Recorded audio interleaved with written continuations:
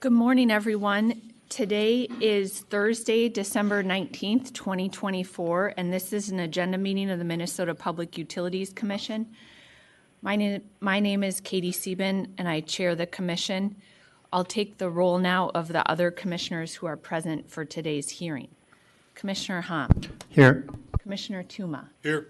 Commissioner Sullivan. Here. A quorum is present. Before we begin with our first items, I'd like to take a minute to acknowledge that a 59-year-old utility worker named Thomas Stewart of Dayton fell working for Connexus yesterday and unfortunately was died or passed away. And so the commission just wants to acknowledge this worker's tragic death and pass along our condolences to Connexus, to Local 160, where he, I understand, was a 30-year member of that local. We're constantly aware of the risk involved in the work that we do for workers who are on the ground doing work every day to ensure that Minnesotans have safe and reliable power, and we really extend our deepest condolences to the family and friends of Mr. Stewart. We have 4 items today, and Christian Noyce will introduce item number 1. When you're ready, Christian, thank you for being here, and please go ahead. Madam Chair and Commissioners, sorry I can't be there in person due to the weather. Item number 1 is docket number E015/M-20-607, involving Minnesota Power in the matter of Minnesota Power's petition or approval of its SolarSense Customer Solar Program. The question before the Commission is, should the Commission approve the SolarSense annual report and proposed program modifications? We have representatives from Minnesota Power and the Department of Commerce available for Commissioner questions. Staff have no additional comment.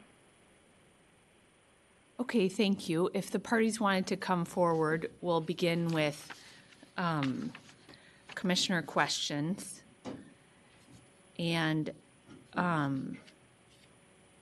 first, we'll turn to, how about parties, why don't you begin by identifying yourself for the record. Good morning, Chair Sieben, Commissioners. This is Jennifer Kuklinski with Minnesota Power. Mr. Teglin. Good morning, Chair and Commissioners. This is Peter Teglin for the Minnesota Department of Commerce. Okay, and who would like to begin with questions? Commissioner Hom, do you have any questions or? Yeah, thank you, Chair Sieben. I think most of the item is, I think, agreed, but only one item left is about that $15,000 on the advertisement budget. So I have a question to company. Does company agree with the department that amount is already built into the rate base? Chair Sieben, Commissioner Hom, Minnesota Power doesn't agree with that interpretation of how an outreach and engagement budget could be used for the SolarSense rebate program as well as the income qualified grant program. Our approved rate-based marketing budget is for general marketing purposes, and as the company moves to a more equitable approach to our solar rebate program, we see a need for sort of more intentional engagement with communities that have been historically not invested as much in for solar systems. So if you look at the concentration of where SolarSense rebates are going, it's primarily in the Duluth area. And we see a real opportunity, if the Commission were to approve this extension, to spread those solar rebate benefits across our service territory, but we think that that's going to require a bit more deliberate engagement. And I think advertising budget is probably not the right word for it. So it really is more of an outreach budget. And ideally, our company would like to partner with organizations that are already in those communities promoting renewable energy and be able to support the work that they're doing so that we can hopefully reach more customers and help develop the market outside of the Duluth area. Yeah, in general, department's concern is a double dipping. And so is there any record showing that you are not double dipping on your A&G budget? So in the rate case, you put this kind of item in the general in the A&G budget. Why do you think this is outside that general rate case? Well, Chair Sieben, Commissioner Hom, thank you for the question. I would say that the activities that the company wants to pilot to improve engagement outside of the Duluth area aren't activities that we are currently doing. So there wouldn't be double dipping, it would be additionality. So additional deliberate engagements in communities that we see as currently underserved through the SolarSense program. So in that sense, we wouldn't agree that it would be double dipping because those activities currently aren't happening with our marketing budget. We are doing some activities, but we believe that to have a more equitable solar program, we have to do more. And so those would be additional activities. And those activities would be explained in the solar factor rider annually. So this would be an actuals recovery program. So it wouldn't be that the commission would have the authority to review what the activities were prior to approving the cost recovery for them. Thank you. So department, so you heard what company said. I generally understand why department has that concern, but do you agree or do not agree with the company need additional or extra effort to make this program successful with additional education funding? Thank you for the question, Chair Sieben, Commissioner Hom. The department has heard a little bit more about what these monies might be used for. And while the department has not previously, and nor has the commission, approved a marketing budget specifically for SolarSense in the past, it does seem like the program is in a transitional stage and a pivot. I think if these novel outreach programs are to be successful and innovative, we'd like to see evidence that they're successful and innovative. And A little louder. I guess it's difficult to hear you online, Mr. Teglin. Sorry. apologies. If these efforts are to be successful, we'd like to see some evidence of their success in the annual report, specifically called out. If the commission were to approve them, and we're, I think at this point, neutral, given this explanation. But if the commission were to approve it, we'd like to see some specific reporting about what activities were conducted, measurable marketing and outreach results for these communities, and any other such information that this is a worthwhile endeavor for ratepayers to pay Thank for. you. Commissioner Tuma. Along that lines, where in the record do you address this? I mean, I saw $15,000 of a budget, okay, which to me could go anywhere, okay, could be backfilled, which was a concern. Where in the record do you narrow it or limit it to outreach to third parties, which is intriguing. I suppose you're going out and going to do grants. Maybe sounds like what you're doing, but I'm trying to find that where that's in the record now, so that I can at least hang on to something if I approve $15,000. Chair Sieben, Commissioner Tuma, thank you for the question. In our reply comments to parties' comments to our initial petition, Minnesota Power did generally state that that we hoped this would not be, double dipping or the original marketing budget, the kind of general marketing budget, but it would be for outreach activities and partnerships with community organizations. There was also an information request submitted by the Department of Commerce, to which Minnesota Power had responded and again generally stated that that was the intent of the company. To your point, Commissioner Tuma, and I think to the point of the Department of Commerce, the company probably could have been a bit more specific in the activities. But at the same time, we see, as the department just mentioned, we see this as sort of a time of change for the solar rebate program and an opportunity to engage in activities that will help build more equity into our solar programming.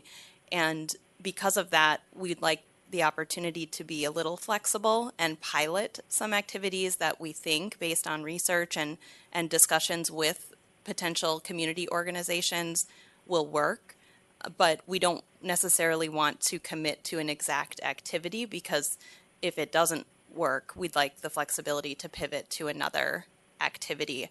And so to the department's point, we would be more than happy to specifically outline those activities and their outcomes in our annual filing. So I'm looking on page 4 of your reply comments. The company intends to work with community organizations to help facilitate events such as informational sessions, distribution of materials, and increase advertising in social media and additional channels related to solar adoption and its benefits.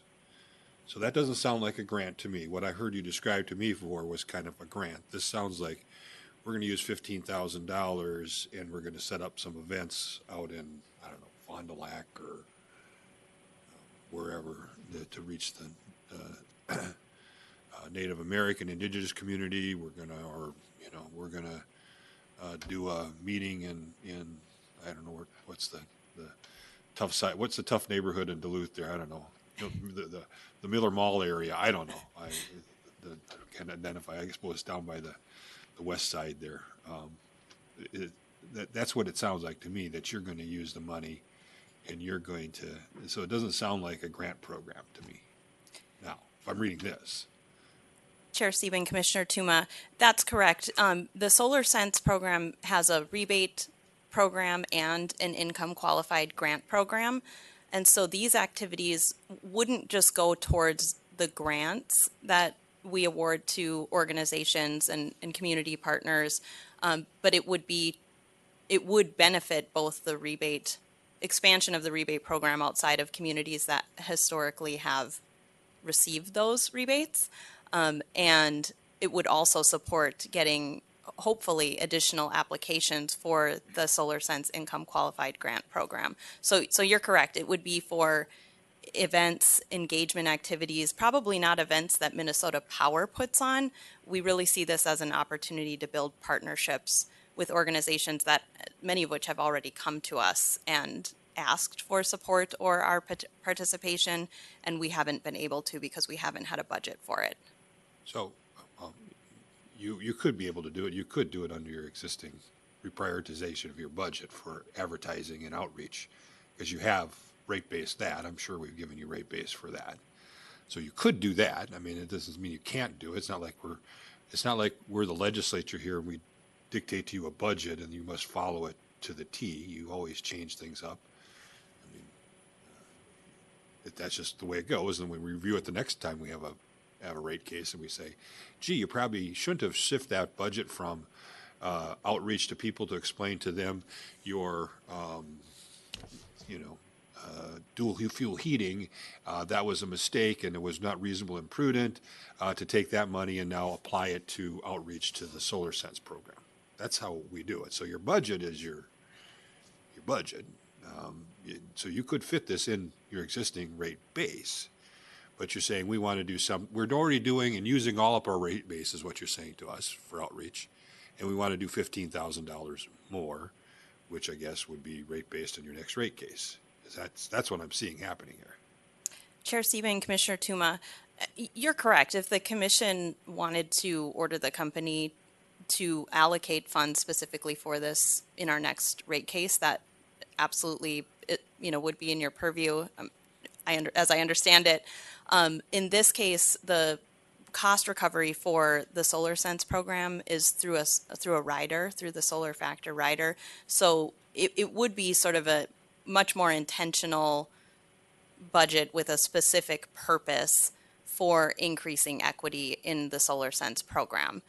But if I'm reading this closely, correct me if I'm wrong, you're going to put together some publications directly identifying these communities that you want to reach out to, and you're going to spend resources and staff time, I guess, to identify where we should have events and do some events or some outreach activities, which may include working with a local nonprofit, but not necessarily that's going to be the only thing you do. Chair Stephen, Commissioner Tuma, that's correct.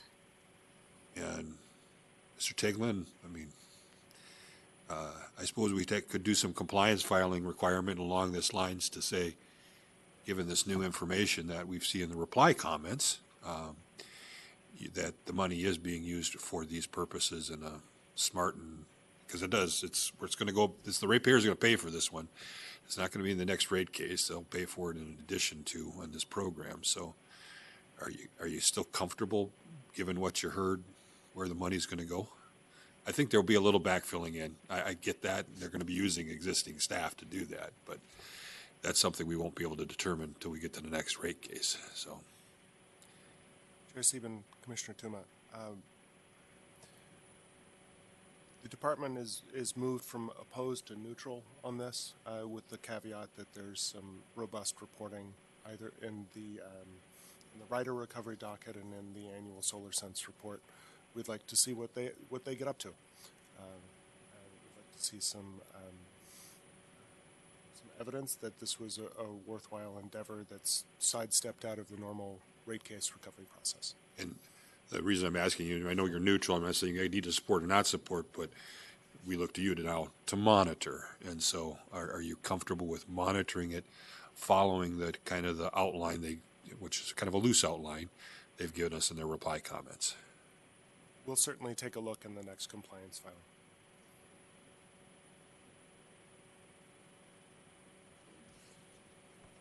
Thank you, Chair Stephen. So just slight follow-up. Since $15,000 is not a lot, so it's not going to be used for your employee expense. It's going to be purely on this program outside the payment to your existing employee, right?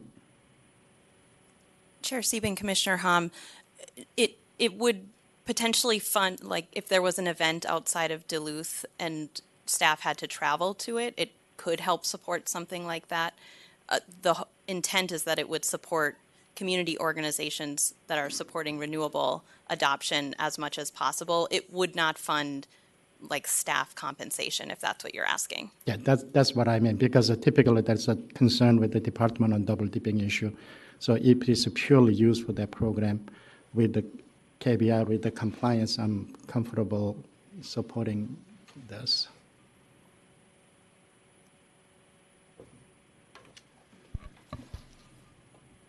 Are there any other questions? Commissioner Hom, will you please make a motion? Thank you, Chair Stephen. I'll move decision option 1, 2, 3, 4, and 5. Okay, on that motion, is there any discussion? Would we want to put some language in there requiring reporting on 5? I guess I don't know if that it's not there, but I guess we can assume they'll probably do it, and you're comfortable with that? Yes. The company's going to make sure they include in their annual reports for the rider information where they spend this $15,000. Chair Sieben, Commissioner Tuma, yes, we will. We're good. On Commissioner Hom's motion, will now of decision options 1 through 5, will now vote. Commissioner Hom, Yes. Commissioner Tuma, Yes. Commissioner Sullivan. Yes.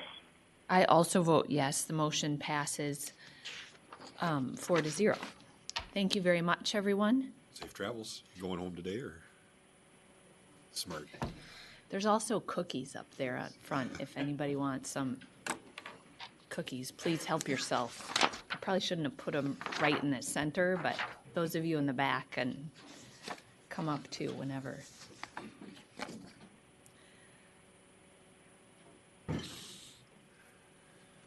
Next up, if folks are ready, is item number 2.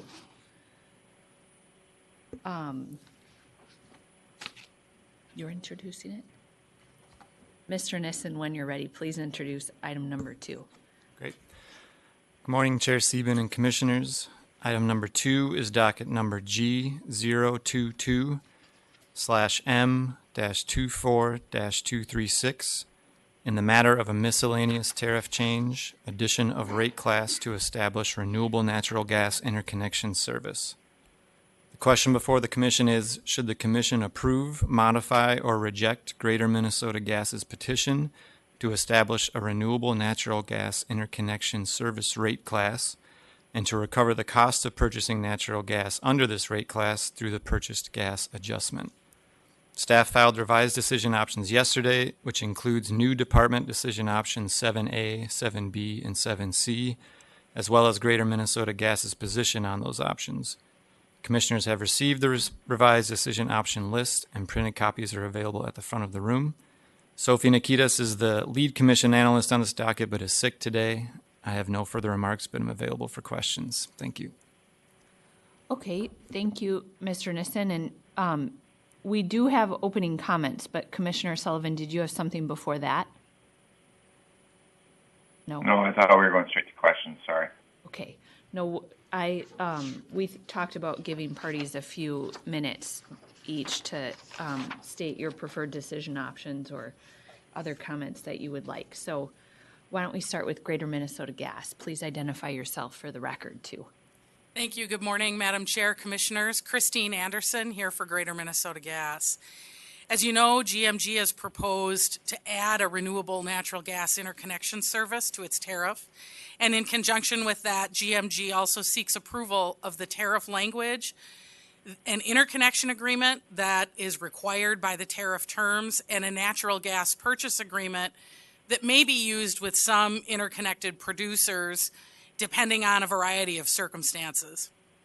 Although the record has a lot of paper and appears to be somewhat complex, GMG and the department actually do agree on most of the decision options.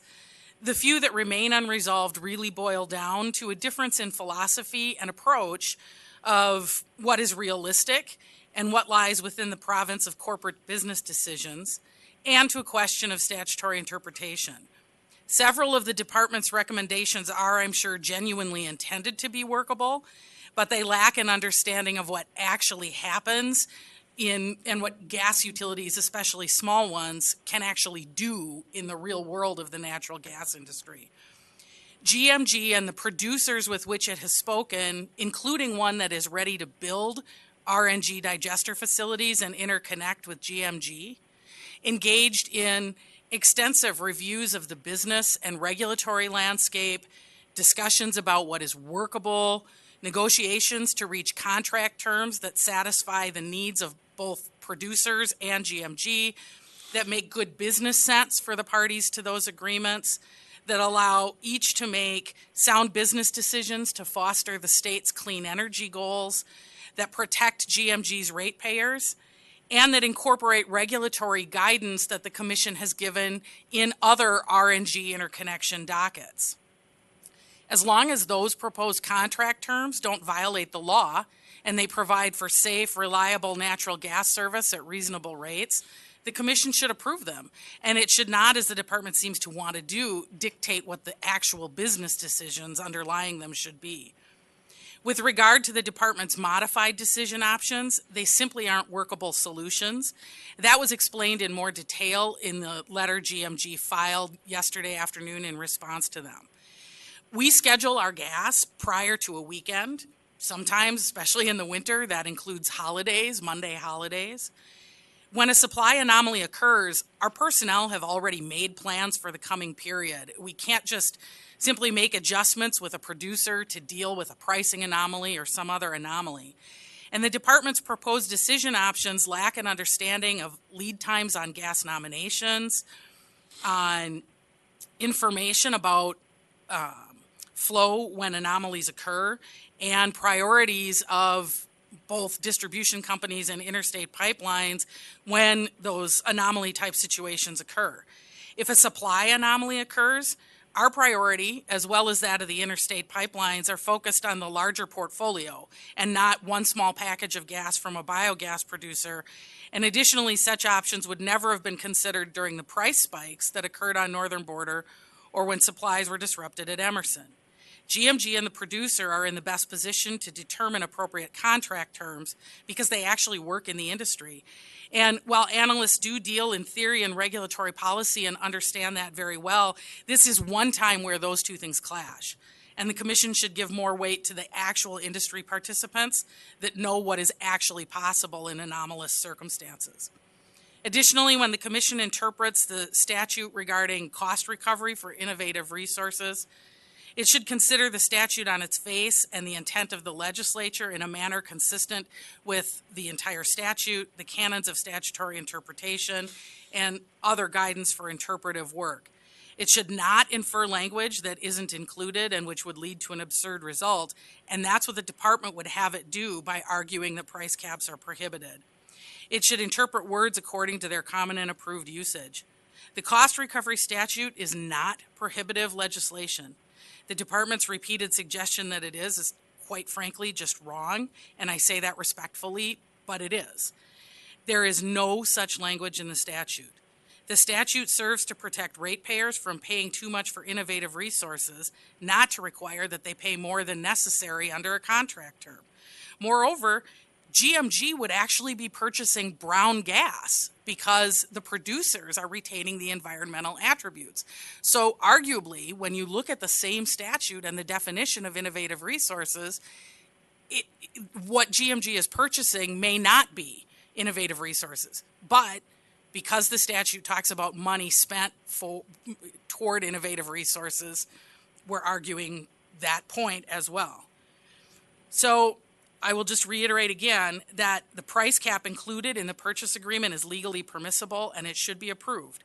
But if the Commission denies the inclusion of the price cap, that's bad for GMG's ratepayers and puts them at risk. And so in that event, GMG will withdraw its request for approval of that, and we just won't buy brown gas from producers.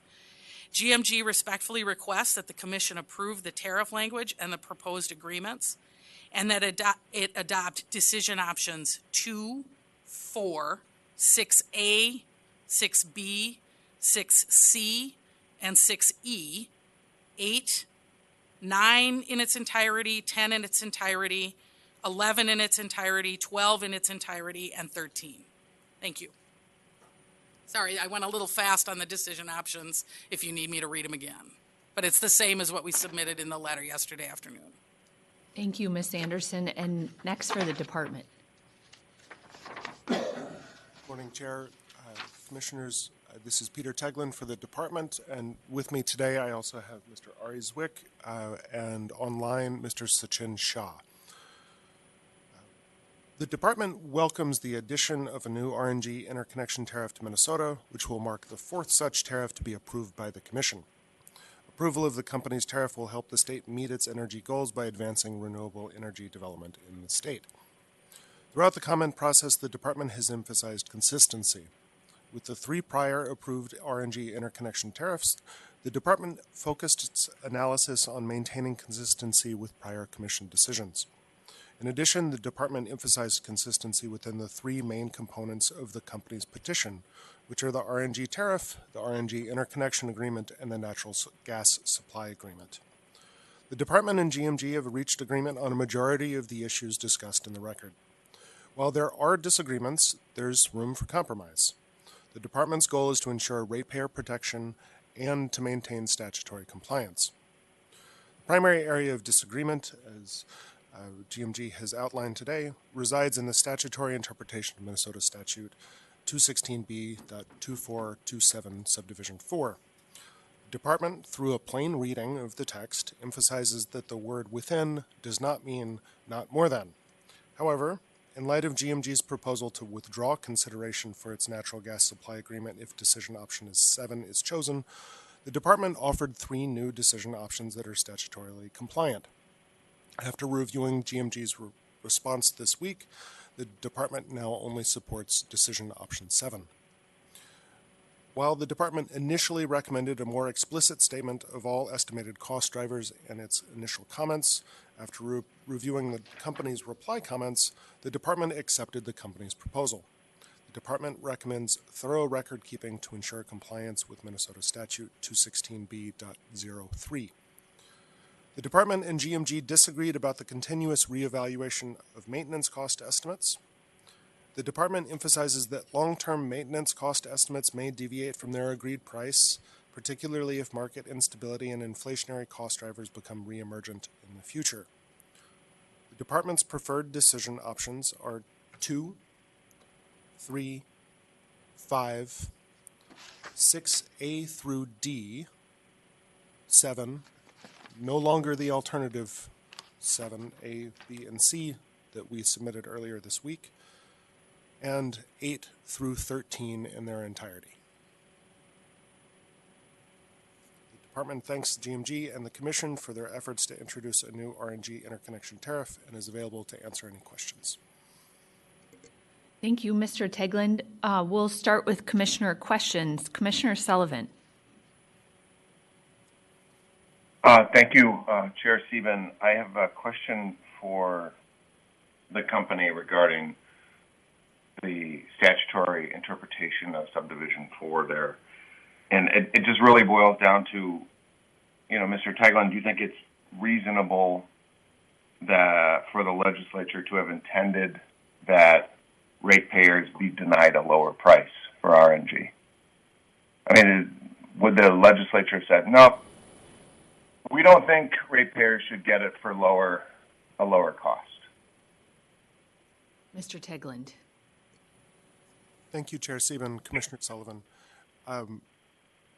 I would like to pass this along to one of my colleagues, but I'd also like to point out that it's also reasonable that the company may have intended to protect RNG producers as much as it may have intended to protect ratepayers.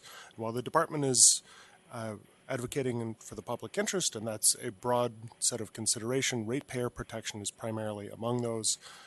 Nonetheless, the department sees the plain meaning of the text as within that 5% range. So meaning plus or minus? Like the department's like, no, looking at that language, it means plus or minus 5%, 95% or 105%. Add anything? Mr. Levi? Mr. Zwick, if you do, please state your name for the record first. Hi, my name is Ari Zwick. I'm an analyst with the department.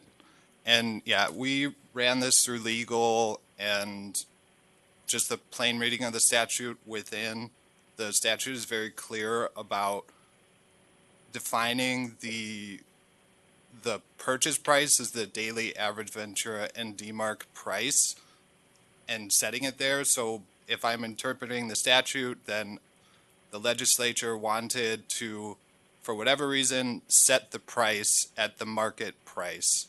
And I struggle to understand how there could be an interpretation outside of that. That's maybe just my thought process, but I just can't understand it any other way. Well, within 5% could mean 1% higher, 2% higher, 3% higher, 4% higher, 5% higher. I mean, like, that statute is ambiguous. I'm not arguing with you. Well, maybe I am, but the statute's ambiguous. So then just under the rules of kind of statutory construction, I think we need to say we cannot read it in a way that is absurd. And I cannot imagine that the legislature would be like, no, we want to deny ratepayers a lower price.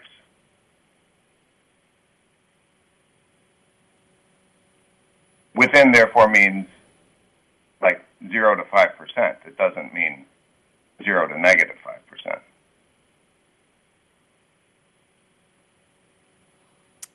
You don't have to respond, but I'm just like, that's the way I read it.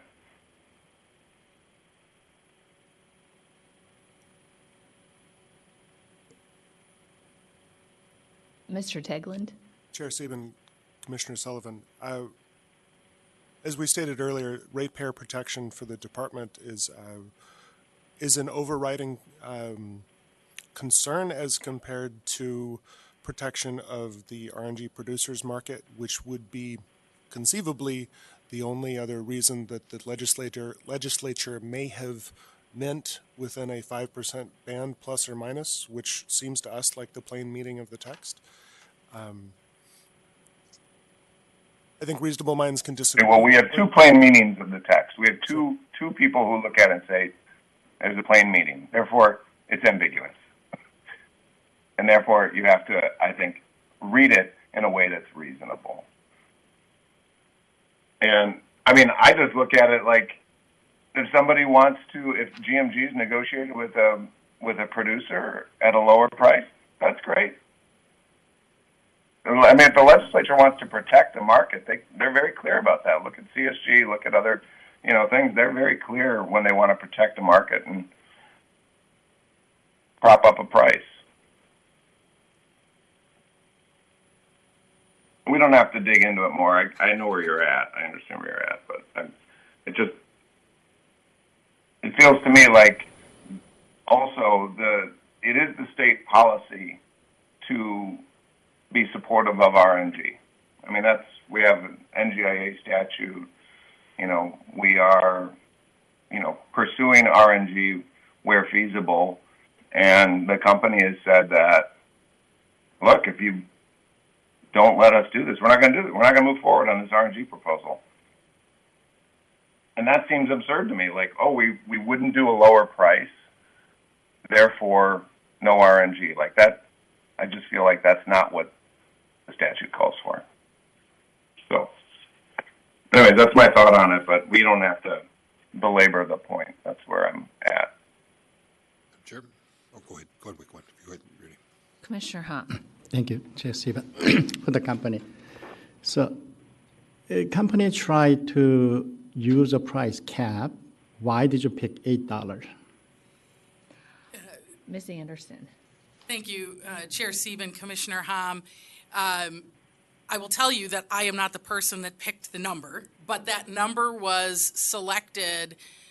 It's my understanding from our operations group and the executives that negotiated this and dealt with the producers, is that figure was selected based on looking at where pricing is. I will tell you, initially, the negotiation, because of where the line is located, was actually looking at pricing related to Emerson, not to Ventura and DeMarc. But then those negotiations were happening before the most recent commission decision on RNG, when the DeMarc Ventura average became an issue. As we were looking at the regulatory landscape, I said, time out. The statute says for recovery purposes, it has to be comparable to Ventura and DeMarc, which in a lot of cases is actually higher than Emerson, and we addressed that in our reply comments. So we changed it to tie it to Ventura and DeMarc, but that $8 figure is something that the producer can live with, which is less than the producer would otherwise be getting at 95% sometimes, right, because it's a cap. So it's less than the 95% of the Ventura DeMarc average. It's also a figure that works with GMG. It brings it in at a little bit of a cost savings. GMG has most of its gas locked in at long-term fixed price contracts. So for GMG to say, we'll bring on some additional gas in areas where we can, it needs to be attractive for us from a business perspective. And if we can buy gas at a lower rate, that benefits our ratepayers, right? We can add some additional gas available to our ratepayers at a lower rate than what we would otherwise be buying. It doesn't make sense for us to buy that gas, which is, remember, brown gas, not green gas. It doesn't include the environmental attributes. The producer is keeping those. When we buy gas at a lower rate that's good for our ratepayers, it's not good for our ratepayers to buy it at a higher rate than what we're otherwise paying. So that is what went into the negotiation of that term. But why $8 was the magic figure, I couldn't tell you. But those are the factors that went in.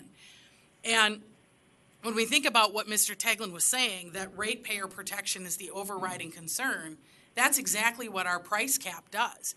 when you look at the statute, not just subdivision 4, but the statute as a whole, it's talking about what is necessary to generate these innovative resources and use them. And then it talks about cost recovery for NGIA plans. And for those of us that don't have NGIA plans because we're like the speck on the back of a ladybug size-wise, it talks about what we can do to recover costs for innovative resources outside of an NGIA plan. Cost recovery is about ratepayer protection, right? This statute exhibits the legislature's intent that utilities can't go hog wild and spend all kinds of money on getting innovative resources and then say, now we're going to pass all that on to the ratepayers. That's what cost recovery is about. We're saying we are capping at 95% or $8, whichever is lower, to get cheaper gas for the ratepayers. If the legislature says a utility can recover cost up to 105% of the average, of the daily average, which it doesn't make sense to think that the legislature would say, but you can't recover less than 95%.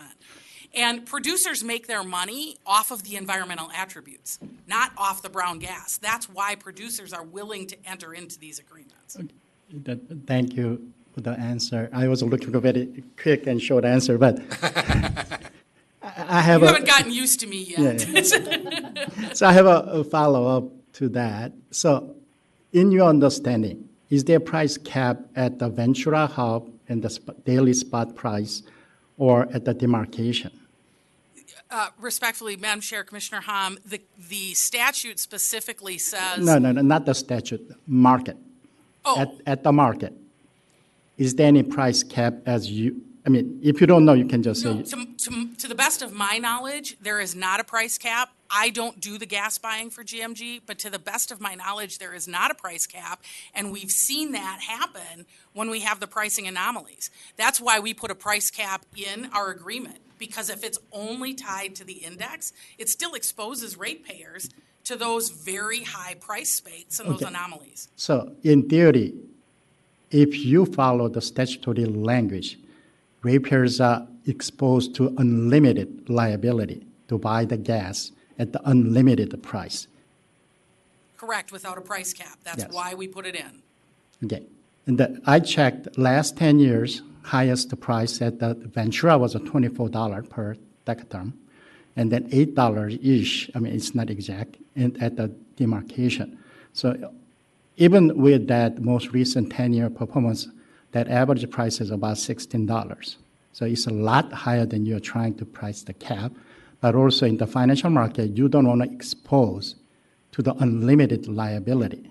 Basically, interpretation of the language of the law, as the department does, you are potentially exposing your customer to the unlimited liability. Precisely, Commissioner Hom. Okay, thank you. Sure. Just so I'm tracking, this goes into your rider for gas recovery. So the cost of this gas will be recovered in your rider. Is that my understanding? Correct, Commissioner Tuma. We've proposed that we recover through the PGA, same as we do for all our other gas commodities. And smartly, because you're small, you've purchased your gas in advance. That's why you didn't get snapped and beat up under the Storm Uri situation.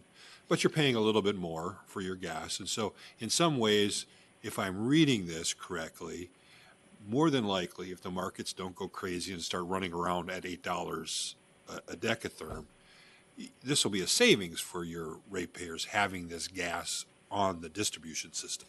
Is that? Madam Chair, Commissioner Toomey, yes, that is the intent. And then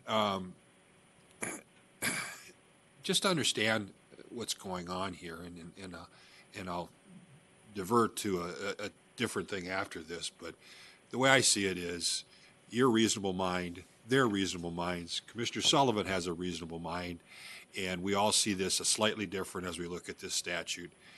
And I've always been trained here, when that's the case, and I think Mr. Tegling pointed that out, we err inside of the ratepayer. And so I think that's a reasonable place for reasonable minds to fall on this one, is to fall on the side of the ratepayer. Even though there could be a way to interpret it the way the department is interpreted, there's also a way to interpret it used, and we're just going to kind of follow hey, we're going to side with the ratepayer. If somebody wants to sue us and take it to the next level to say, I should get a higher price, God bless them, but I seriously doubt your distributors are going to do that. They're going to sign a contract and be happy with this, right? Madam Chair, Commissioner Tuma, yes, and we concur protecting the ratepayers is the way to default, and that's exactly what we're trying to do. And if these guys wanted to play the market, which is not why they're doing this, we all know they're doing this to get the credits and the tax write-offs and all that. So that the sale of the gas really is a minor thing. We just want to treat them fairly, which could save the ratepayers money, but it's highly unlikely these characters are going to, band together and say, no, we want whatever the price of gas is. If they want that, they can just have a transportation contract with you, right? Madam Chair, Commissioner Tuma, that's exactly correct. They could choose to simply transport the gas. We don't have a purchase option available as part of the tariff because, one, we may not always be able to use the gas based on how our system is built. And so any agreement to the price term would be a negotiated agreement between the producer and GMG. And if the producer and GMG can't come to terms because the producer wants more money than GMG can afford to pay while still protecting its ratepayers, the producer will just transport. Highly unlikely, and I think that's where it goes for here, though, Ms. Anderson, where I would disagree with some of the we're the little guy here because and CenterPoints and the XLs will be able to do this before us. You're going to be able to probably do it before them. And here's my theory on that. You can correct me if I'm wrong. Your business model over the last few years has been built on working with large ag producers. And by the benefit of that, we get little City Lafayette and Cortland who can now get natural gas at a reasonable price, significantly lower than their propane. And so that's been a good synergy over the last few years. But that tells me you have a pretty good working relationship with the large agricultural folks out in rural Minnesota. You know these people more than any of CenterPoint or any of XL will ever. And so the chances that you can actually make this happen and be the first one on with one of these tariffs, to me, is highly more likely than not. Am I missing it?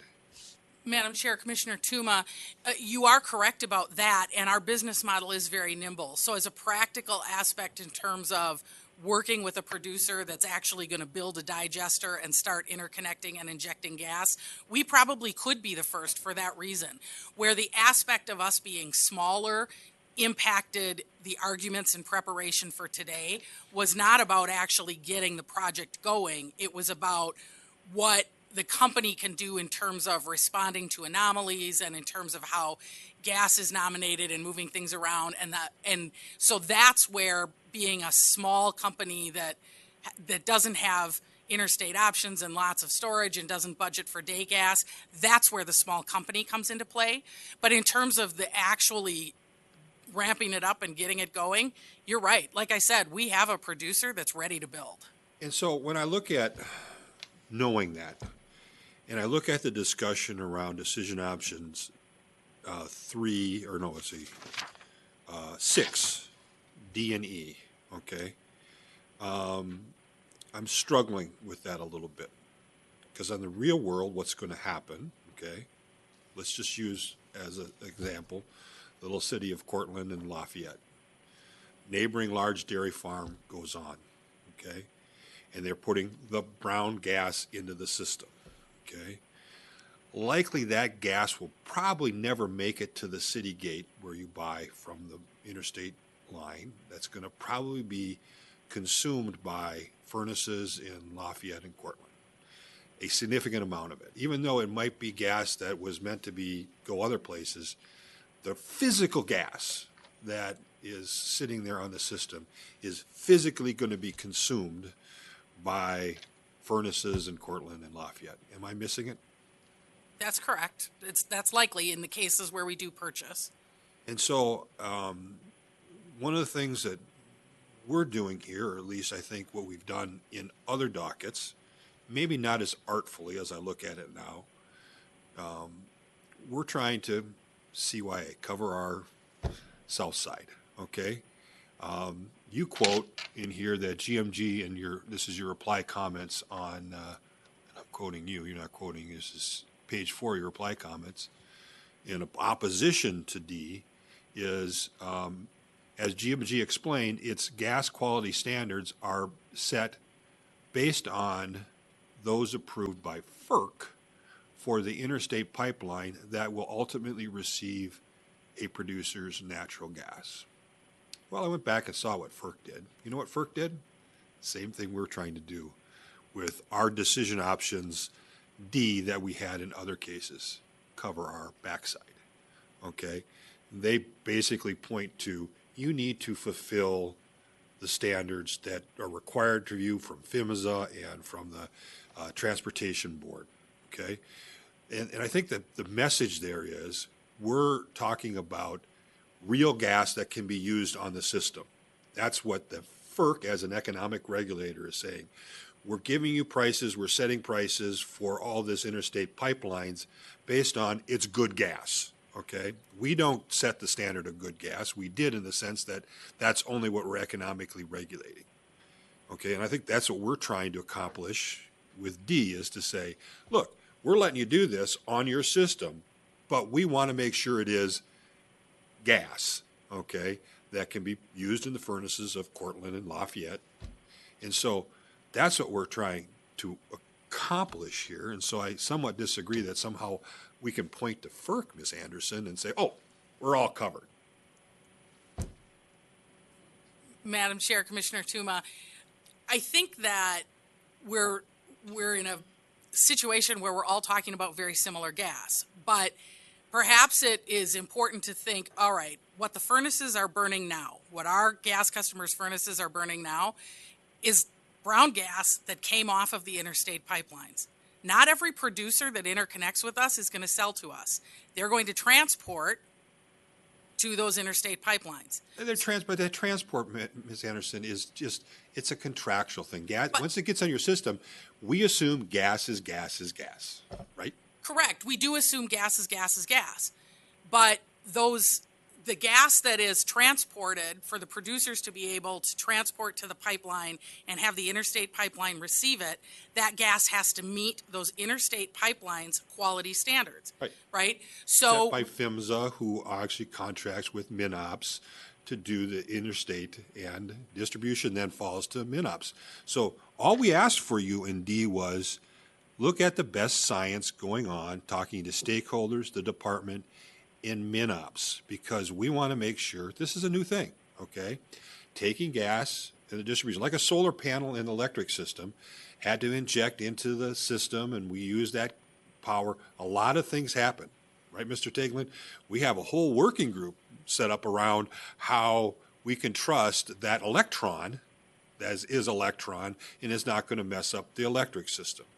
Here now we have a producer, okay, making gas from cow waste, okay, and we just want to make sure when it gets into the gas system, it's gas and doesn't have any cow manure flowing through the pipe, okay? I'm being facetious and overstating it, but we want to make sure it's gas. And so I think what we were asking you to do is stay ahead of the science here, okay? Don't just assume that, oh, we're following some standard. We just want to know you're staying ahead of the standards and paying attention to what's going on, because this is a new thing, because the worst thing that could happen for us as a commission, okay, as an economic regulator, is to have the people in Cortland and Lafayette and their state senator or state representative yelling at us because all their furnaces are having issues and clogging up and not working.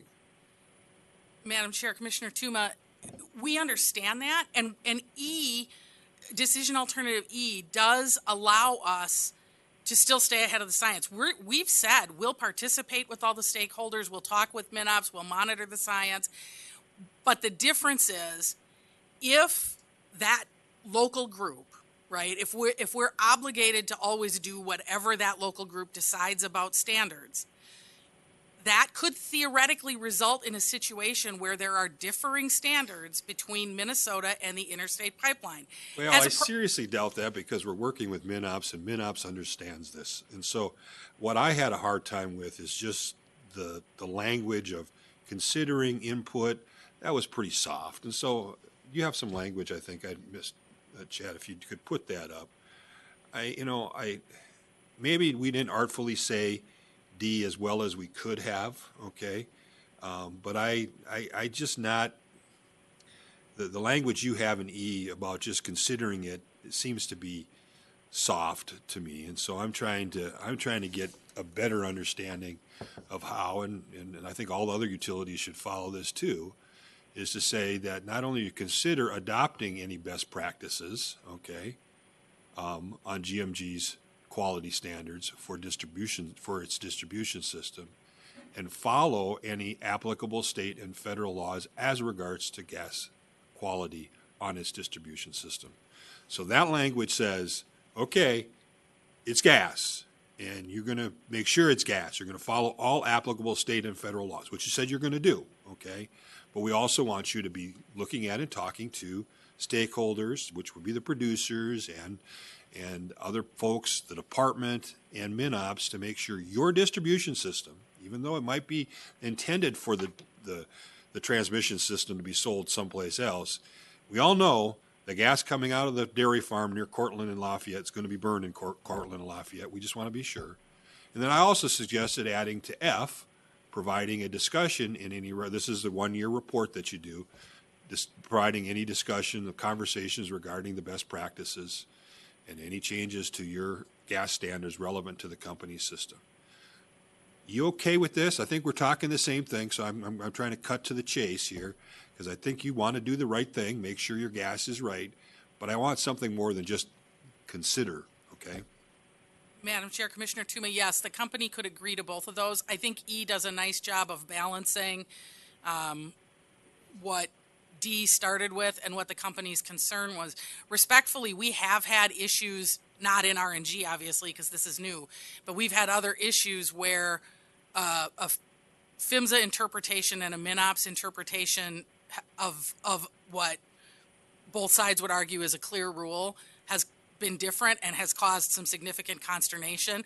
And that's where our concern came from, because sometimes when you have two entities regulating the same thing, you have an issue. But E, with saying we'll consider adopting best practices and we'll comply with state and federal standards, we have no problem with. And 10F is fine as well. And the department, we just want to make sure, because you're in the sloop, if you're okay with that.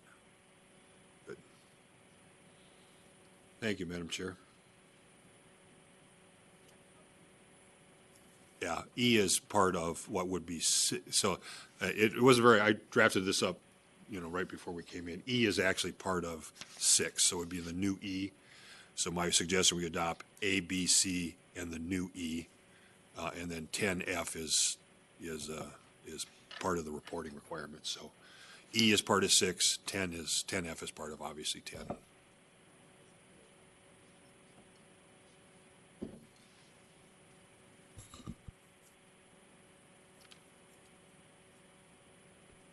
Thank you, Chair Stephen. So about 3 and 4, so it's another very tight difference. I don't know, is there any material difference or not, but I think I'm going to ask company why you oppose 3 and then 4 is better for the company. Madam Chair, Commissioner Hahn, the data that is contemplated in, I got to look at it, in 3 that relates to Article 2.16.2, that article is actually that maintenance fee article, and we have the issue about flat maintenance fee versus variable maintenance fee. The way that we've proposed that article in the interconnection agreement is a flat maintenance fee projected over a period of years. We do understand the department's concern about inflationary impacts, but as a practical matter, most of the time and exercise incurred for the maintenance issues happen in the first year, right? As this gets going and we're looking at quality standards and personnel is building things and going back and forth and whatnot. Over time, that maintenance fee is likely less. This is another one of those business decisions that the producers and the company have reached. The producers want price certainty. They don't want to have a situation where their maintenance fees are at risk of going up and down, because as they're finding ways to finance these big capital investments that they're making for these, needing some sort of price certainty over a contract term matters to them. So they want a flat fee rather than a fee that adjusts every couple of years. In exchange for that, we want to know that we're always going to be protected under that. So we give them a flat fee, but it's at a premium to make sure that we're protected. Because of the way that's structured, we're not planning to track, nor have we allocated and budgeted for all the tracking and regulatory costs associated with tracking all of those maintenance costs over time because we're using a flat fee. If we have to track those costs and adjust with fluctuation and whatnot, that's going to make it more expensive. But it also is an exercise in something that is going to not matter if the flat fee is approved. If a flat fee isn't approved and we have to do adjustments every year, then we necessarily have to track that. But we strongly advise agreeing to the flat fee term that satisfies producers and their need for price certainty and GMG and is set high enough to protect ratepayers in the long term. And in that case, tracking that data is data that really is make work for GMG's personnel because it's not data that's actually going to be impactful if the maintenance fee isn't changing. But next rate case, we have to prove and show other ratepayers are not subsidizing that customer, right? Without tracking these data, how can you prove and show that that other customers are not subsidizing this customer? I understand initially you have a premium, but you don't know how long it'll last, right? And then you don't know whether that's going to true up and then fair to other ratepayers. Madam Chair, Commissioner Hom, we do track certain information, and that would include information that would be necessary for a rate case. For example, when our technicians go out to work on something, they identify it to the project cost. But the granularity that I think is contemplated by the department's proposal and that would be necessary for identifying, maybe going back and doing a reevaluation on all those fluctuations is a different level of granularity from how GMG is set up to track its labor and already does things. So what we have proposed works with our system, it works with our labor force, it works with how we maintain records in the same way that we maintain those records for work on all of our other facilities. So we will be able to demonstrate what we need to demonstrate when the time comes for a rate case. And quite frankly, if we don't do a good job of it, we'll be told we can't recover for it in the future. But what we've proposed, we will be able to have some tracking. We're just not. We think that it doesn't make sense to have us spend more resources to track at a really granular level when we're talking about a flat rate maintenance fee to begin with. Yeah, I understand you cannot recover any costs you cannot prove, but also there is a concern with other customer class or within the class, somebody can subsidize this customer. That's nothing to do with your profit or revenue. It is a shifting burden from one group to another group. That's the department's concern. Commissioner Hom, that is true.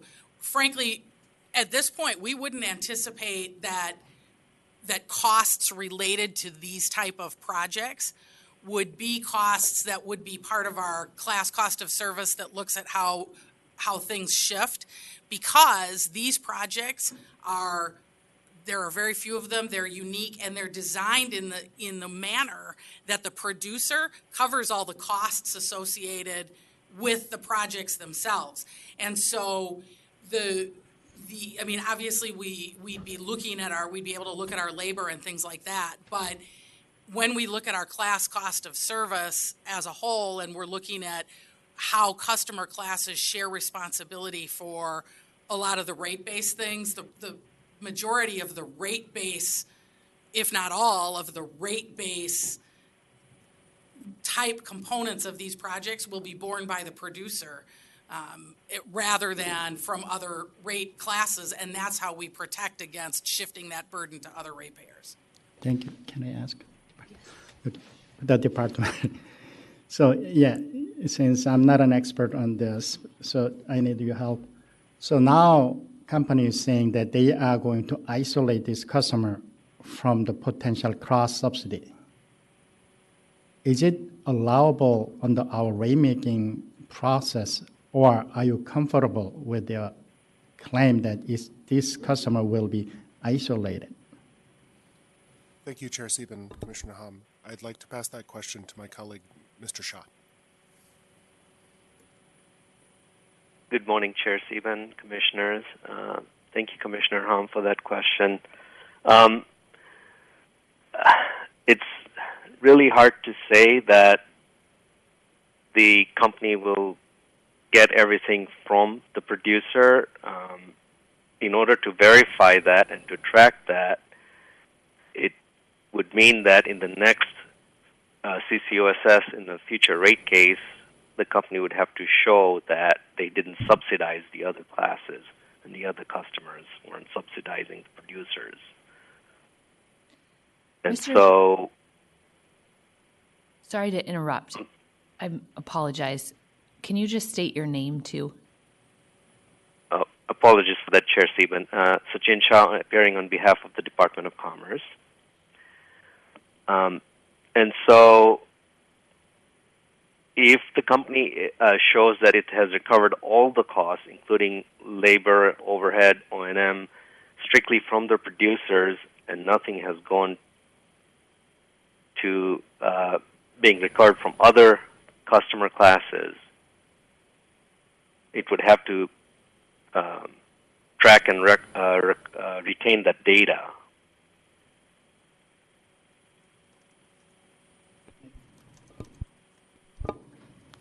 Thank you. Yeah, that's my understanding that, yeah, unless you have a data, you cannot prove that you have done that as a practice. That's why I don't know whether company can prove its case in the future rate case, whether you have done what you claim and you agree with your customer, whoever is signing up with this. So you don't have to change your practice of how to charge people. I think department's request is just collecting the data, how you do it. They are not telling you which process to go, but they are asking you to maintain that data so they can evaluate whether you are following your commitment that other customers not subsidizing this customer. Madam Chair, Commissioner Hom, we believe that the way that we currently maintain our data will allow us to demonstrate those things when we eventually get to another rate case, which might be sooner than 15 years, might not.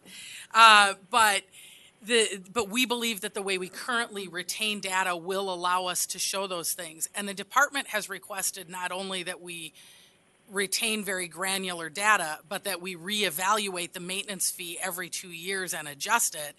And so the information that they think should go into that is more granular than I think what we would need to maintain to be able to demonstrate what the commission will require us to demonstrate in a rate case. We understand that we need to maintain the data about labor, about O&M, that we need to be able to demonstrate that other ratepayers haven't subsidized that. We understand that, and we think that that's still accomplished with number 4. We just, the level of burden that is associated with tracking at very granular levels when it's not the kind of thing that we need for, because we don't want the maintenance fee to fluctuate, it is pretty burdensome to go in and do all of that tracking in a system like we have with the people that we have. And so we understand what we'll need to track for the rate case. We will track that. We will be able to demonstrate that. And if we don't, that comes out in the wash in the rate case. And you know, that's an issue that is dealt with then. But I think 4 still accomplishes that without the undue burden that is inherent in 3. Okay, we're going to move into deliberations unless commissioners have other questions. Are we good, Commissioner Hom? Commissioner Hom, are you ready to make a motion, and then we can discuss it amongst commissioners if we need to? Okay. Thank you, Chair Sieben. I'll move decision option 2. 3, potentially revising to address companies' concern that I don't see the language here, but we can discuss later. And then 6A, B. Wait, sorry, Commissioner Hom, one more time. 6A and B, you said? Yep. Okay, sorry, keep going. C, modified E. As Commissioner Tuma modified? Yep. Yes. 8, 9, 10 with additional Commissioner Tuma F. And you meant all of 9, right? Yep. 10 with Commissioner Tuma's add. Yep. 11, A, B, C. 12, A, B. 13.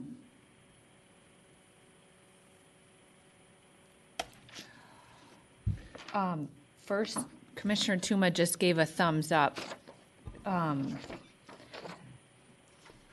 the department, and Ms. Anderson, do you have any significant concerns with the motion or anything you want to state? Think we're forgetting or that you haven't already said?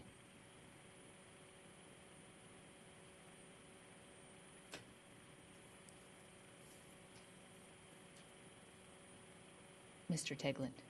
Thank you for your patience while I check with my colleagues. Ms. Anderson, did you have any significant concern? We'd still have to modify 3 a little bit, as Commissioner Hom said. So maybe we should hear your thoughts, Commissioner Hom, and then hear from parties. Thank you, Chair Siebert. So, which part do you want to modify to make sure that department is not telling you what to do with your business, other than maintaining data? Ms. Anderson? Madam Chair, Commissioner Hom, the decision option 3 does not contain the department's suggestion that would require us to adjust our maintenance fee, but the data related to Article 216.2 that the department proposed reporting is that same data that is more granular than what we need to be able to justify for the for a rate case in the future. That's where the rub is. So that is why we support decision option 4 that does not contain the reference to 2.16.2. So that would be what I would change in 3, which would essentially make it 4. Okay, so 16.2 is your contract language, right? Yes. That's the provision about the maintenance fee that right Yeah. now is flat rate. And in the department's comments, they talked about it fluctuating and talked about the data. I understand their comments, but it's not in this language. If this language doesn't require certain granularity. Departments argue and discuss in their comments, but this older language doesn't have that. That's why I was wondering why you still oppose this language, and I don't see that department is telling you to evaluate your maintenance fee every 2 years here, and that they are not telling you which granularity. They are telling you to maintain data under your contract. 16.2 is your contract.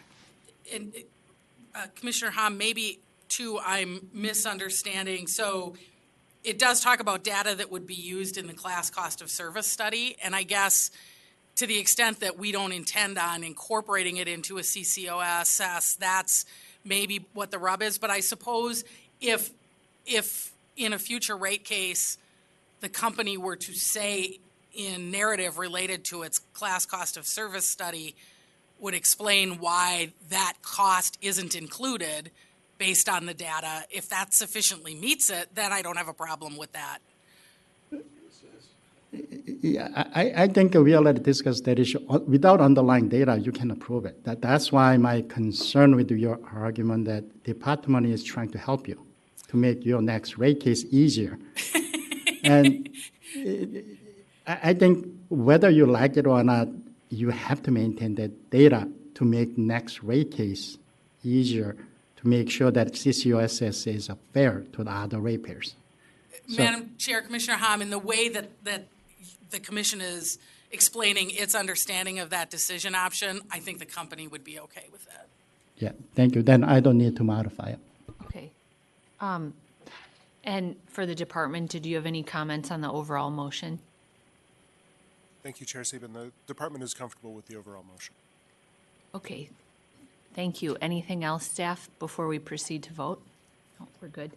On Commissioner Hom's motion, first, Commissioner Sullivan, do you have any comments? I didn't ask that. No, I don't. I was just giving the thumbs up. But Okay, great. when Ms. Anderson said that's good, then I went, good. So, sorry. On Commissioner Hom's motion, we'll now vote. Commissioner Hom, Yes. Commissioner Tuma, Yes. Commissioner Sullivan. Yes. I also vote yes, the motion passes 4-0. Thank you very much to the parties. We're going to take a short break and then take up decision option, docket number 3. So we'll start at 11:30. The commission stands in recess.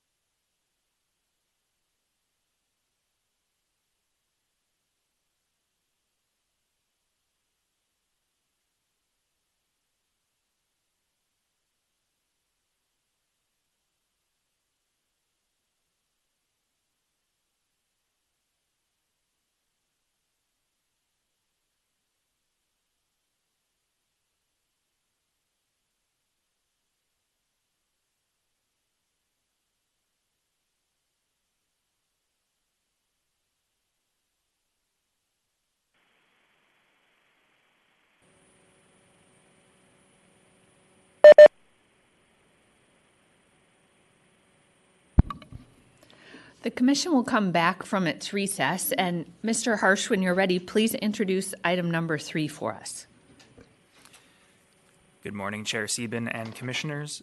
Item number 3 includes docket numbers G-002/M-24-31, G-008/M-24-33, G-011/M-24-34, and G-004/M-24-32. Sorry, there's one more.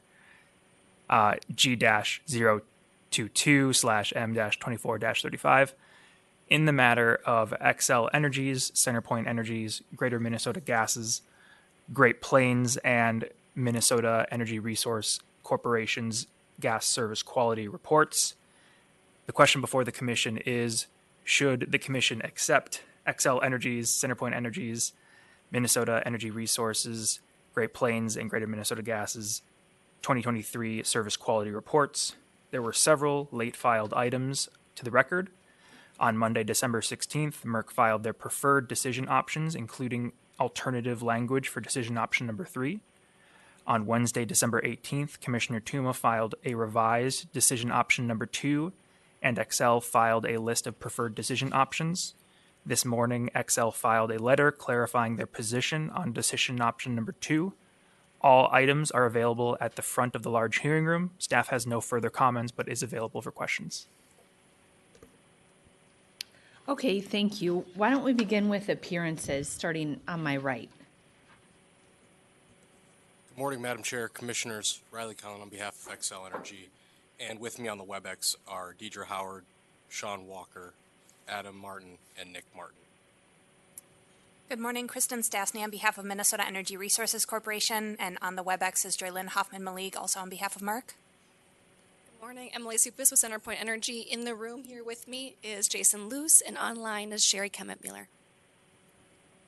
Good morning, Chair Sieben, John Konder with the Minnesota Department of Commerce, and Nancy Campbell and Mary Beth Kerwald are joining us remotely. Okay, and did you, Ms. Anderson, are you going to? Christine Anderson on behalf of Greater Minnesota Gas. Ms. Anderson is just introduced herself for those of you online too. So we have late filed decision options, including by the company, but why don't we start with Commissioner Tuma, and maybe you can start just kind of walking us through where we're at, or what you wanted to 3 areas to cover, 2, 3, and then page 5 of our staff's paper on some filing. Most of it happens to center around CenterPoint. So sorry. Actually, we could, after we've done some thinking and discussing, we could dispense without even just doing anything on 2. If I could hear from CenterPoint that you'd be willing to essentially, and that this simple as can be, our CEOs want you to basically do what XL has been doing. And I assume you know what that is. If you don't, I can go into details. But if you can answer me yes, then we can dispense with 2. It saves us a whole lot of time. Because whether we do it for others, that can all be dealt with in the next set of discussions, and that they just want to know, they feel that you have not been doing the meter reading right and the estimations right, and there have been some discussions going off that's essentially, I would say, extra record. That's why we were going ahead and doing, let's gather information, da-da-da-da-da. But if your company is okay with saying, we'll do it like XL is doing it, we're done. Ms. Supis. Chair Sieben, Commissioner Tuma, I really appreciate that. I think just starting off, we're taking the coordination with the CAO really seriously for these 4 complaints, and I just got confirmation that we are okay with your proposal here of kind of mirroring our process to Excel. And we'll just let you deal with that with CAO off record, and everybody can just take their number 2s and we can just cross it off and we're done. Everybody okay with that? Any objections? I don't know about off record, if that's quite the right phrase I'd use, Commissioner Tuma. Well, I should say, there's a record being created at CAO. They're dealing with it. It's not going to be in this docket. It doesn't need to be in this docket. And you're okay with that, and I assume everybody else will be okay with that. I'm seeing lots of Supis. nods. And Commissioner Tuma, when you say that, you just mean the process by which they'll do estimating meter reads, and then there doesn't need to be a decision option around that, is your understanding? That is my understanding. That's where talk to staff, CAO is comfortable with that, so long as they got confirmation to deal with these complaints that they've been addressing. That way, we're fine. I'm assuming the department is okay with that, unless you wanted to have number two, but. Mr. Kundert. Chair Stephen, Commissioner Tuma, whatever the CAO needs, they should just get it. So I always want to keep Ms. Tom happy, that's for sure. Okay, so that dispenses with two. So I'm on to number three, Madam Chair, if that's okay. And this one might be as quick. We'll see. Okay. I do have some questions. Okay. Probably one of the few people here has actually dealt with Gopher State One Call. Okay. And I've gotten tickets. I've done dig tickets, went and refreshed myself with Gopher State One Call. And so I want to ask y'all, okay, it comes down to what we would consider what should be the baseline number of tickets called versus number of strikes, okay? And so that's how they've done this testing. And so the discussion under 3B is to extent of what you all know. And the reason this started, Ms. Sopis, is that you all provided us, I'll go to page 58 of our briefing papers. There was a comment that you all made, or that CenterPoint made, was that you have basically almost 340,000 tickets to locate, and you had 8,000 you removed, in your words, that excavators did not excavate, okay? And so here's how I understand Gopher State One Call works, okay? When I go on the web page, if I am a contractor, okay, I got a special site that I can go to, and I can get two options. One, I can get a ticket to excavate, okay, or I can get a ticket to non-excavate but just locate. Planning, I might be working with a surveyor, I might be working with a developer. What's here? I'm not going to dig. I just need to know what's on the ground. There's a third thing that I, as a citizen out there who might want to be digging a tree in my yard or whatever, I can ask for a sighting. It doesn't give me the option of no excavate or not excavate. It basically is the assumption if I am a landowner who owns the property, I'm going to dig. But I could be also just planning too. That's what I did. I got a thing so I could figure out where to put my shed in the backyard. And I never dig anywhere near it. I eventually did, but not at that time. I was just planning where it was going to go. But we assume, I think, that anytime a citizen gets or a customer gets a ticket, they're going to probably dig. Okay, and that would go into strikes, because if I dug and I struck a line, you're going to respond to it, and that's going to end up in your strikes. Okay, so I have these three categories, and so my question to you, based on the way you said this, did you intend the 8,000 tickets as what we call the no dig ticket, or is this a dig ticket that you actually have some inside knowledge, okay, of the fact that they did get a dig ticket, but that contractor never dug? Okay, maybe you have some requirement with people that you work with, that when they get a ticket, you have some connection with them, and these excavators let you know, oh yeah, we did get a dig ticket, but we didn't. So which is it? Are these 8,000 the no digs, or are these 8,000 some information that you have, extra information outside of Gopher State One Call? Ms. Supis. Thanks, Chair Stephen, Commissioner Tuba. I am going to defer this question to Ms. Sherry Kemet-Mueller online here.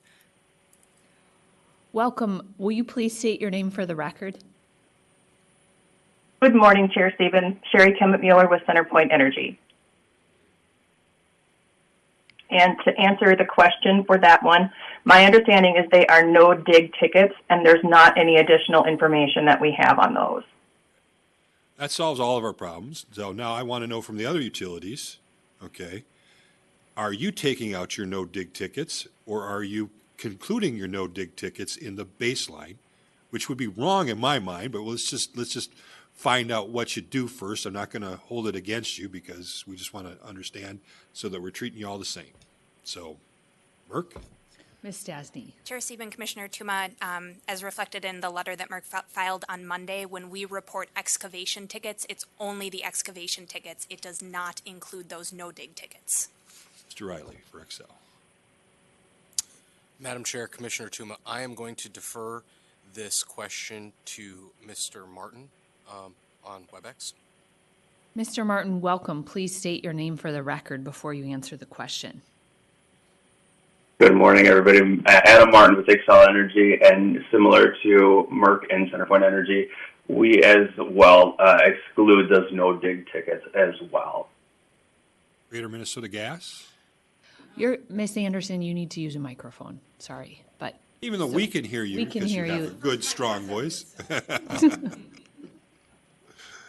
It's a caveat on that one.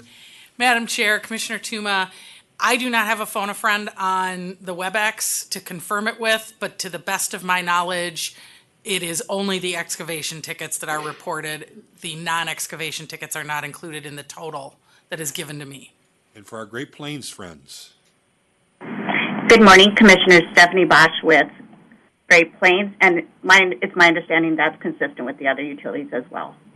So in reality, I think, Mr. Hirsch, we really don't need to do 3 or anything. We're just, everybody is consistently, if you keep the no-dig tickets out, we're all good. There was just a misunderstanding on how the language was written by CenterPoint, and that's okay. You can only have one cookie, I guess, now. So. They're small. They're small. Oh, okay, 2 then. You can have more than one, yeah.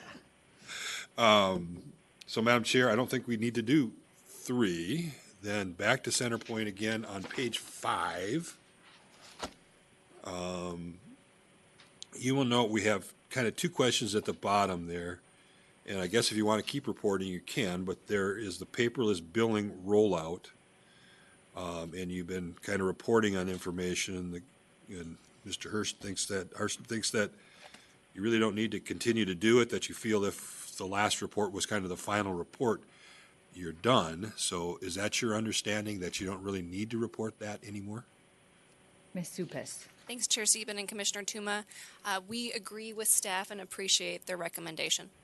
And similar on B, but I want to be a little careful here, Madam Chair, because B is an FTE, and I kind of vaguely remember, I did not go back and watch the tape on this, but I think this was your concern on this one, was that we had staff at CenterPoint who are responsible for kind of dealing with some of this maintenance service quality stuff, and we wanted to know what were happening with the FTEs.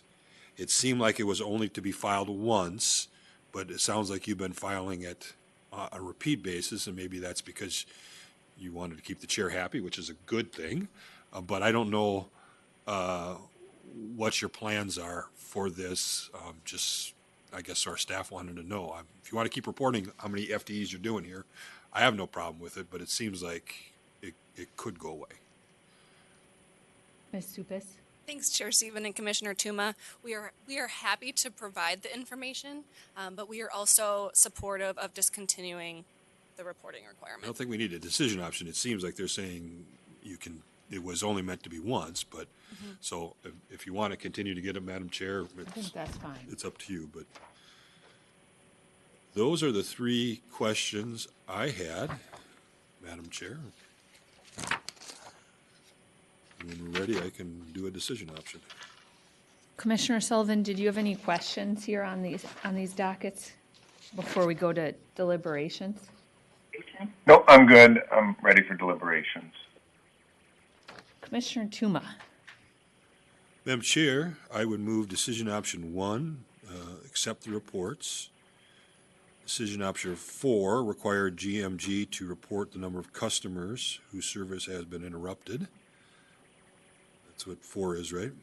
Any problem with that, Ms. Anderson or Mr. Hirsch? I have it circled, so. Chair Sieben, Commissioner Tuma, to clarify, number 4 is require all gas utilities except GMG to report the number. Except GMG. Yeah. Oh, that's a dyslexic in action, so. I was a little worried. I said, why are we making them do it? Okay. So all of you doing it. Okay. So 4, and then I would do 5, and then I would do 7, 8, 9, and 10. And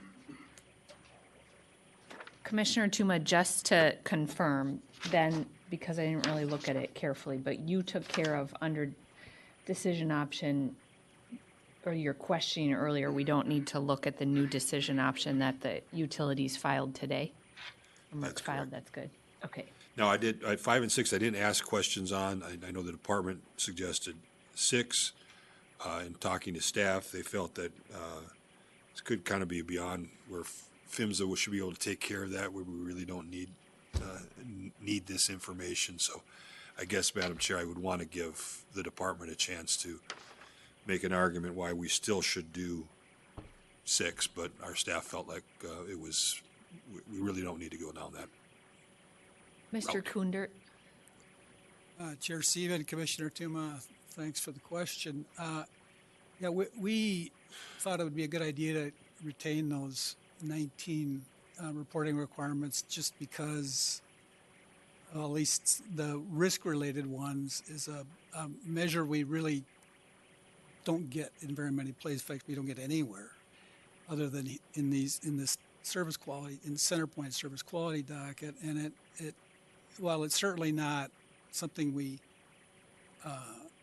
use in other areas, it is interesting for us, at least and for me, to see that the risk relative to certain components of their system is decreasing as the company continues to invest in the system, which is what we like to see, right? The other more specific cost-related items, that is, as we mentioned in our comments, that was really more focused on the fact that that provides historical information and that we, for example, I reviewed CenterPoint's most recent rate case, and that historical information is not included in the rate case. Now, certainly we can ask for discovery. Any party can and get it, but it just makes it, a little easier to, if you already got that information on hand.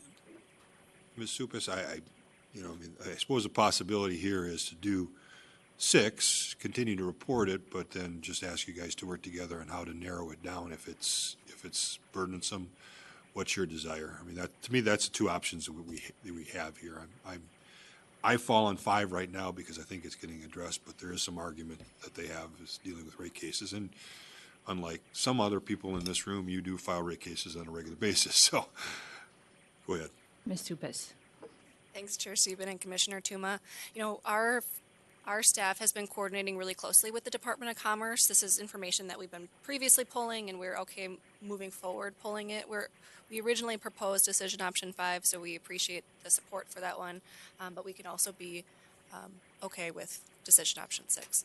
Well, Madam Chair, I would change then to move 6 with the understanding that the department and CenterPoint may have a discussion how to narrow that down so maybe it's not as burdensome going forward. So. Okay, on Commissioner Tuma's motion, which now includes decision option 6. As opposed to 5. Instead of 5. Is there any other discussion or question on his motion? Then we'll proceed to vote. Commissioner Hom. Yes. Commissioner Tuma. Yes. Commissioner Sullivan. Yes. I also vote yes. The motion passes 4-0. Thank you very much, everyone. You could have 3 cookies for moving. Yeah, that was, we went more quickly through that than I thought. And I know there was a lot of work put into it by everyone, so appreciate it.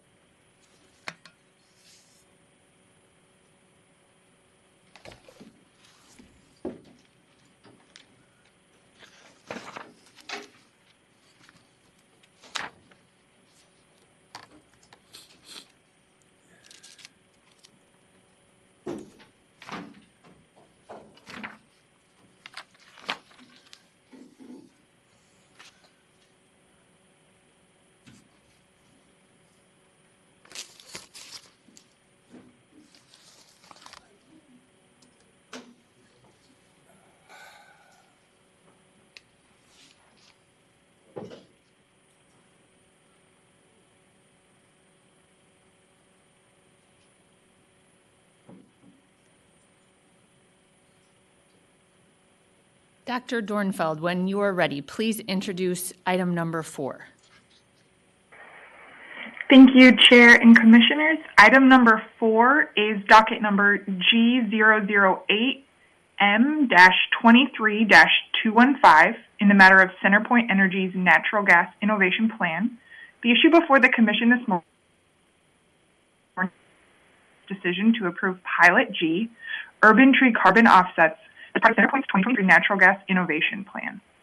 In the audience today and available for questions are representatives from the OAG, CenterPoint, LIUNA, the Clean Energy Organizations, as well as a representative from COPAL. Staff is available virtually for questions, as well as staff analyst Mr. Harsh, who's our NGIA Innovation Lead Staff, is available in the staff seat in person. Thank you for the opportunity to participate virtually today, and I'm also available for questions. Thank you, Dr. Dornfeld. This is a reconsideration petition. So first I'll ask commissioners if they have questions for the parties. Commissioner Sullivan. I have a question for the Attorney General. Just 1 second. She's coming forward.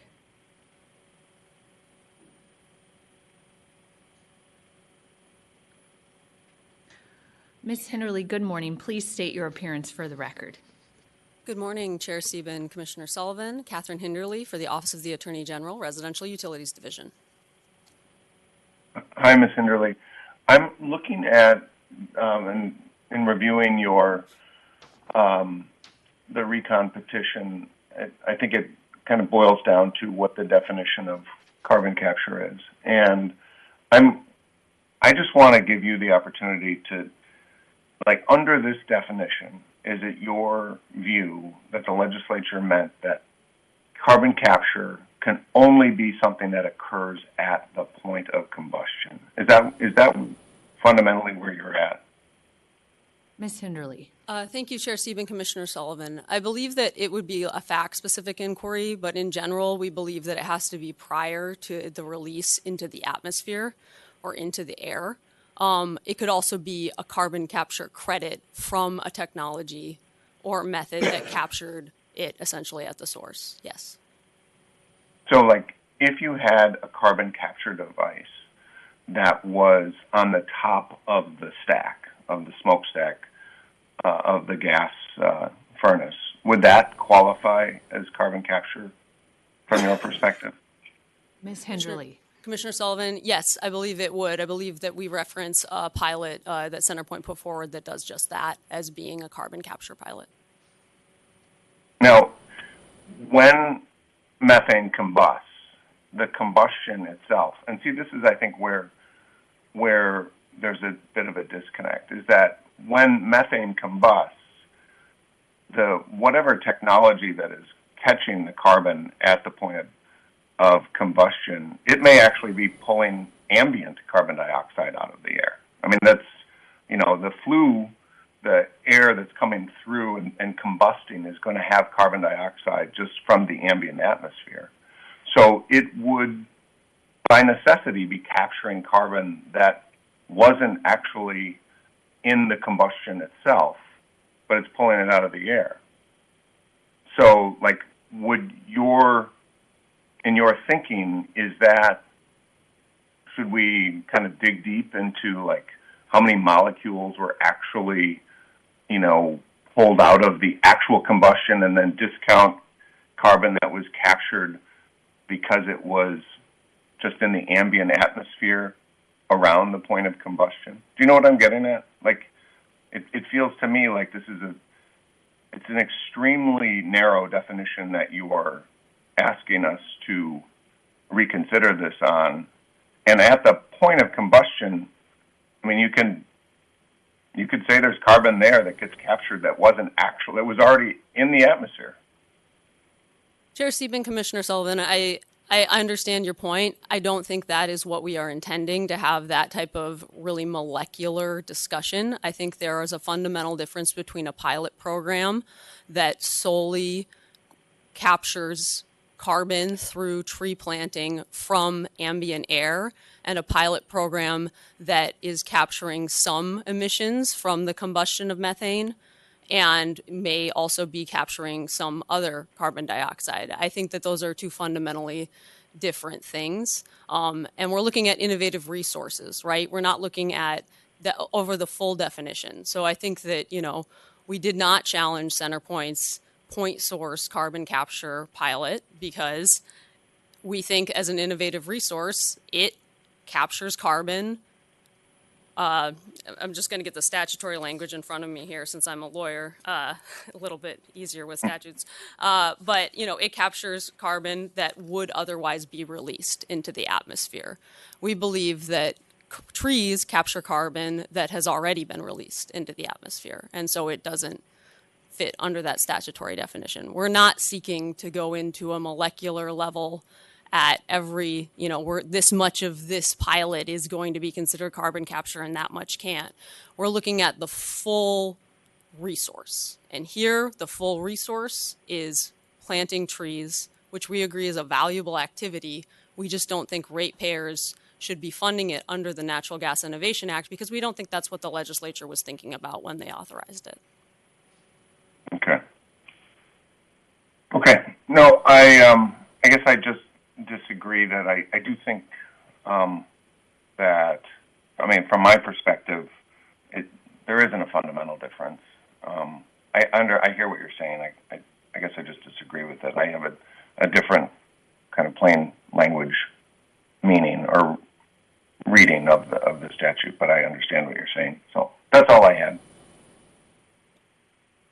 Are there any other questions? Hearing none. Commissioner Sullivan, would you make a motion? Yeah, I'm happy to make a motion. So I'm just going to state, in my view, I find that the Attorney General's interpretation of carbon-free is too narrow, and it's inconsistent with the plain language of the statute, and also contrary to the intent of the legislature. When I read Minnesota Statute 216B.2427, subdivision 1C, that defines carbon capture to mean the capture of greenhouse gas emissions that would otherwise be released into the atmosphere. Under common usage, release means to set free from restraint or confinement. And in the case of Pilot G, if not for the trees planted as part of the pilot, greenhouse gas emissions would be set free in the atmosphere instead of being sequestered by the trees. So accordingly, I believe the plain language of 216B.2427, subdivision 1C, supports the Commission's interpretation. On the contrary, I do not find plain language support for the Attorney General's proposition that greenhouse gas emissions must be prevented or captured prior to atmospheric release. I think the OAG's interpretation of the statutory definition requires inserting a word into the statute that does not exist. The statute does not say before they are released into the atmosphere, nor does it say greenhouse gas emissions that would otherwise be released at the point of combustion on the utilities gas system into the atmosphere. So for those reasons, I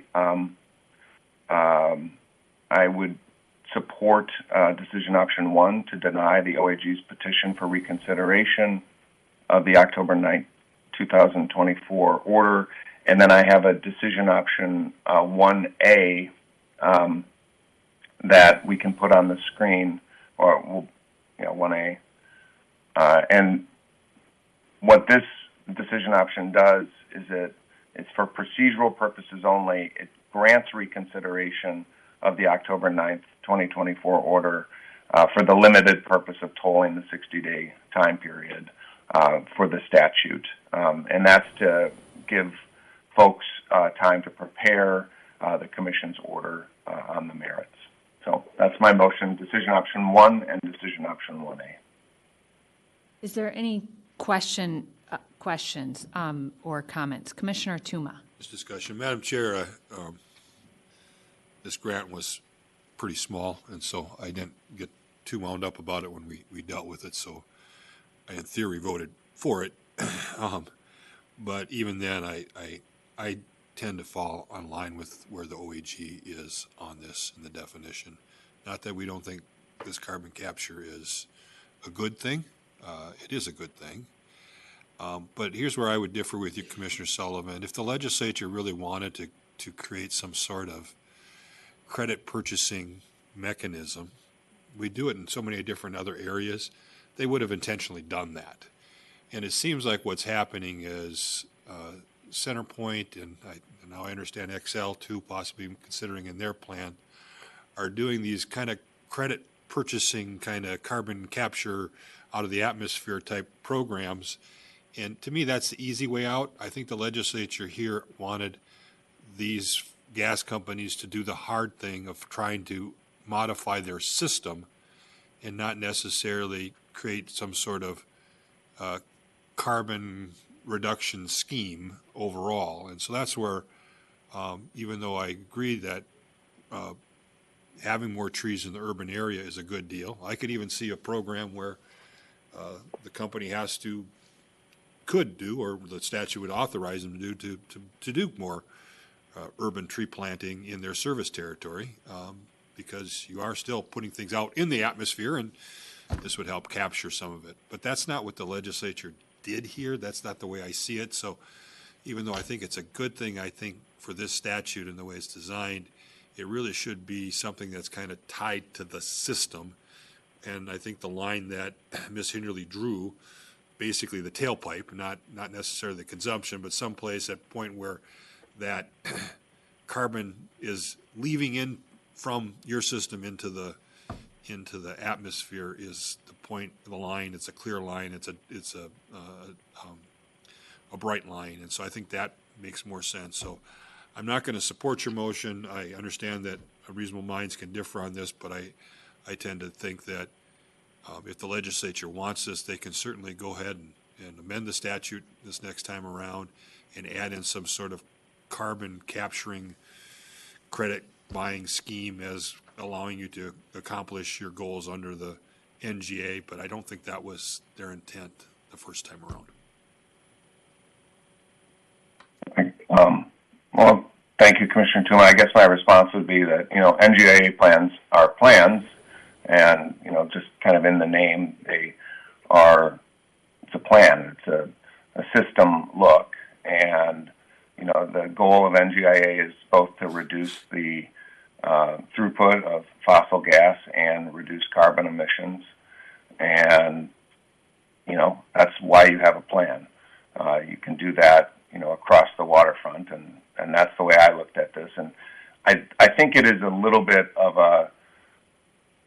the idea that planting trees is not innovative, or just because there's not zeros and ones and it's not whiz-bang and technology doesn't mean that it's not innovative. There are plenty of innovative programmatic uses for things, and that's the way that I choose to look at this and look at this, is that it's a plan to reduce the impacts of natural gas consumption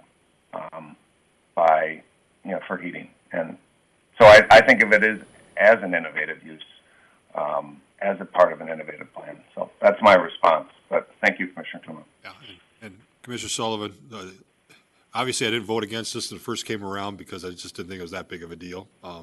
And so it's not worth dying on. I certainly can understand your position, and I just didn't want you to think this is big, divide as far as what happens here.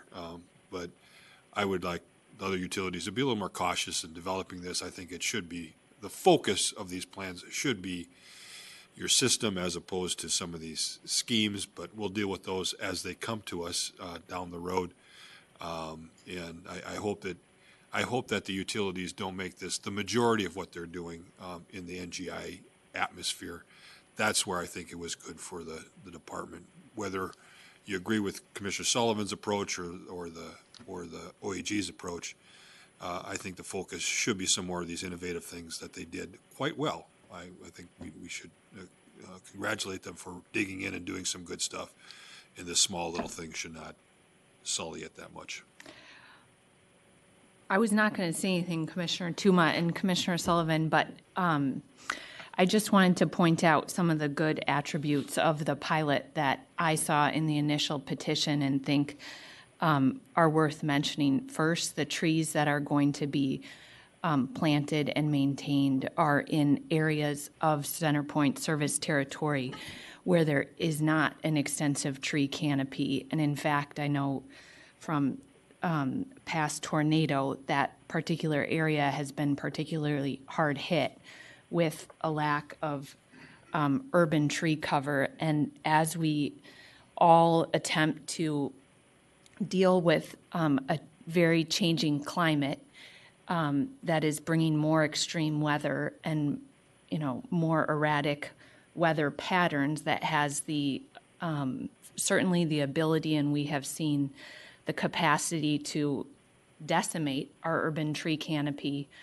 I think that this is a really substantial and important direction that that the Commission has in its authority the ability to approve a pilot under the terms of the NGIA statute. I also think I was a little frustrated when I read that the Attorney General's office was seeking support from community groups to try to say that you didn't agree with our interpretation legally of this. It seems a little bit like extensive use of limited resources, but I guess that's where we're at, Ms. Hinderly. And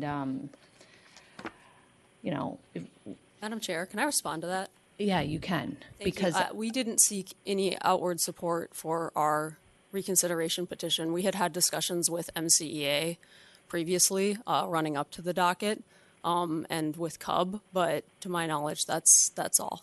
So, thank you. Sorry, I remembered. I take that back then, but I thought the other day when I was reading, I read in the comments that were submitted that they said, at the suggestion of the Attorney General's office, we're offering these comments or something like that. But I'll go back and look at it and apologize if that was not the interpretation or I have a bad interpretation. But in general, the bigger point is that I think the Commission is trying to, and I'm supportive of denying the petition for reconsideration because this is a relatively insignificant amount of resources that are going into an area of CenterPoint service territory that I think will benefit the community. And so I appreciate, Commissioner Sullivan, your support of this and your motion to deny for decision option 1, and that's what